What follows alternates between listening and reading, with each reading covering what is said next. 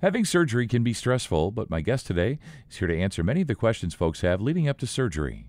I'm joined today by Heidi Mueller. She's a registered nurse and clinical nurse specialist intern with Summa Health.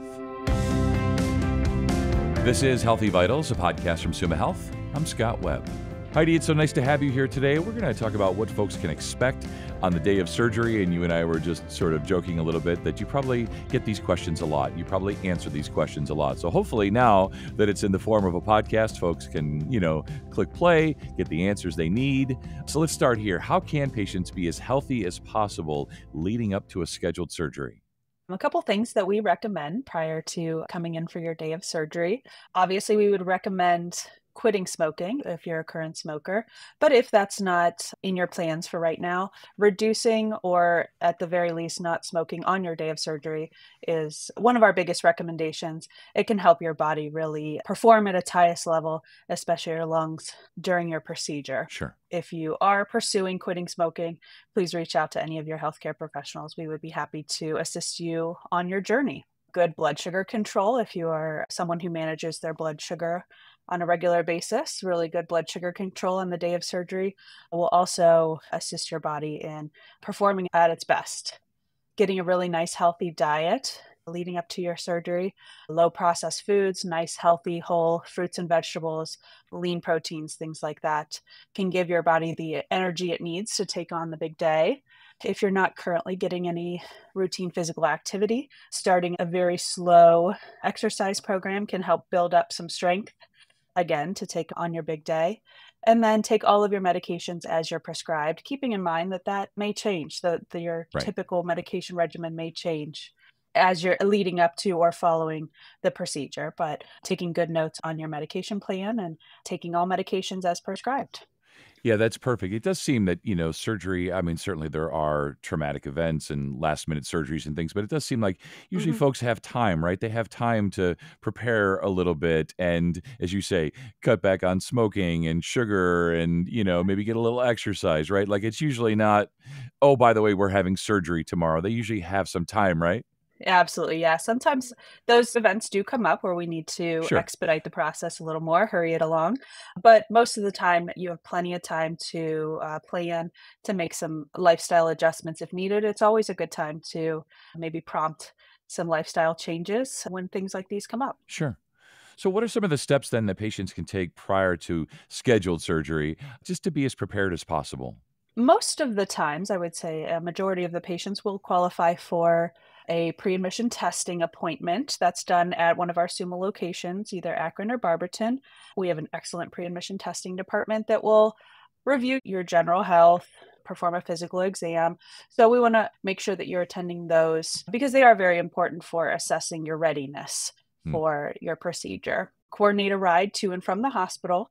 After your surgery, it will not be safe for you to drive home. So having a ride to get you on home scheduled ahead of time will be very important. Prepare your home for return.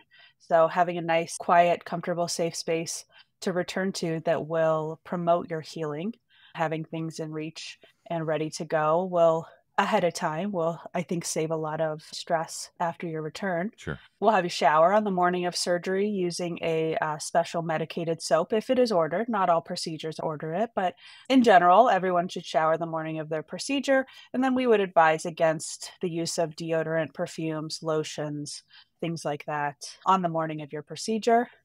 And then plan your medication schedule. So if there are going to be any changes to your medication regimen, having that planned out. If there's any special medications you need to take or add leading up to your procedure, having that planned out, I think will help you be prepared when you're going into a scheduled procedure. Right. Yeah, no, I've never had any surgeries, knock on fake IKEA wood, I guess. But I've known my wife and other family members, and this next question always seems to be the one, that comes up the most is, what do I bring with me to the hospital? What's okay to bring with me? What am I going to need, on the day of surgery? Absolutely, yeah. I usually go with less is more. Okay. Keep all of your valuables. Jewelry, remove all jewelry if possible. All of your valuables, go ahead and leave at home so that someone doesn't have to keep track of that on your behalf, and doesn't have to be a stress for you on your day of your procedure. But I would recommend bringing a photo ID and a copy of your insurance card if applicable, and then a living will or power of attorney paperwork if that applies to you as well. If we already have a copy, it should be in your records, or if anything has changed or you haven't brought that in yet, go ahead and bring that for us on the day of surgery. Other than that, a list of your current medications is always helpful, when you took them last, how you typically take them, any changes that may have come up recently.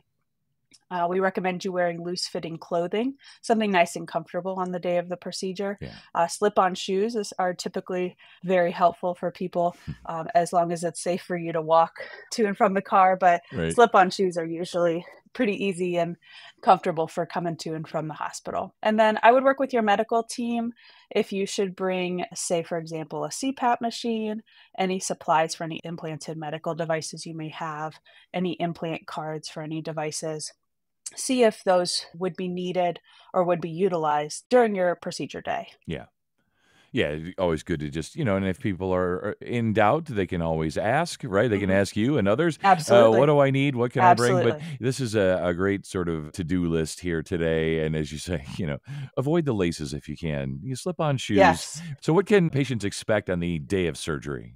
The hospital is going to call you with an arrival time ahead of time, so make sure you're not blocking any unknown numbers, or if you see one that may be from the hospital, make sure you're taking those calls, as we will give you an arrival time. Typically, depending on the location of your procedure, that'll be about 2 hours before your scheduled start time. You'll arrive about 2 hours ahead of time. Make sure you have a ride kind of scheduled and ready for you. Once it's time to begin the preparation, you'll be escorted back to a private room. Any family members, friends that you have with you can accompany you as well.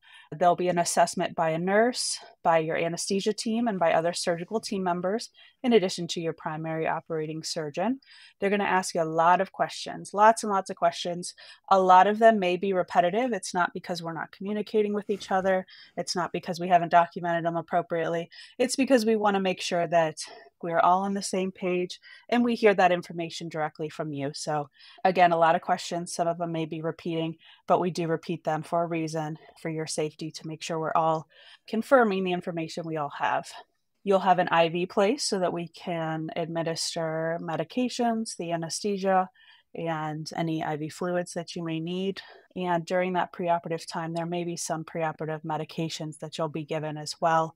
We may give those to you as well. So Yeah. after you're all set to go, you will be escorted back to the procedure area by your anesthesia team or members of your surgical team. You'll get to meet everyone that'll be in the room ahead of time, and we will take great care of you while you're undergoing your procedure. Yeah, that was my experience with the others who have had surgery, like my son and wife and everyone else I know, is there's lots of questions and there's lots of repeating, but it's not because folks aren't listening. It's because everyone just wants to make sure that they're on the same page, especially about medications and things like that, right? Exactly. Yeah, we're not doing it to be difficult or because we're not communicating with each other. We want to confirm that we are all on the same Yeah. page for the patient's safety. Yeah, that's perfect. It's been really helpful today. Just want to finish up and find out. You touched on this a little bit, but when folks come home and planning for that return home, what do they need to do? Yeah, I find that's one thing that we worry so much about leading up to the procedure or the day of surgery, that we tend to overlook what's going to happen afterwards. Right. So, having a ride home arranged is going to be very important. We want to have that information. If it's going to be someone that's going to be picking you up, having that contact information, or if they're going to be there with you, we'll keep them updated throughout your day. But having a ride home arranged, like I said, it will not be safe for patients after having a procedure done to drive home themselves. If you do need public transportation, a cab, a ride share, anything like that, we will require that another adult who has not had surgery that day to be present for your trip home. Make sure you get home nice and safe. You may be going home with some prescriptions, some medications, and our Meds to Beds program can typically deliver those to you prior to going home, so you don't have to make a stop. We would just have you plan if your insurance company requires any copays for any of those medications. Typically, they're symptom management medications, such as for pain or nausea.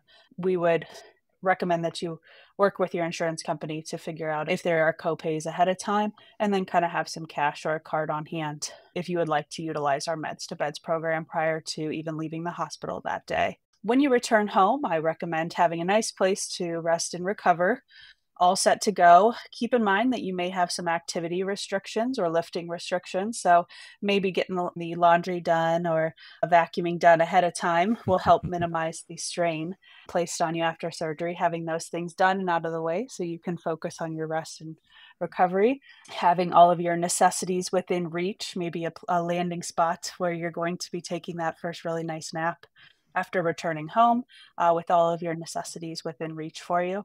And then if there are no contraindications to having some over-the-counter pain medications, typically we would recommend to most patients, unless there's a reason not to take them, to have some ibuprofen or acetaminophen on hand at home that can be used for pain management after surgery, and your surgical team and the post-operative nurses would go over all of those with you prior to ever leaving the procedure area that day. Yeah. So those are kind of some of the things that I would do prior to the day of surgery to make sure that I have a good spot to return home. Yeah, and maybe just have Netflix, queued up right on Bridgerton. Queued up, all logged in. You don't have to just try to think of your password. Just go ahead and hit play. This has been really great today, really helpful. There's these sort of common questions that folks have, and they don't always have the opportunity to host a podcast like I do. So great to ask you these questions. Great that you have the answers. Thanks so much. Thank you very much. I appreciate it. And for more information, go to sumahealth.org/surgery-prep. And if you enjoyed this episode of Healthy Vitals, we'd love it if you leave us a review. Your review helps others find our educational content. I'm Scott Webb. Thanks for listening, and we'll talk again next time.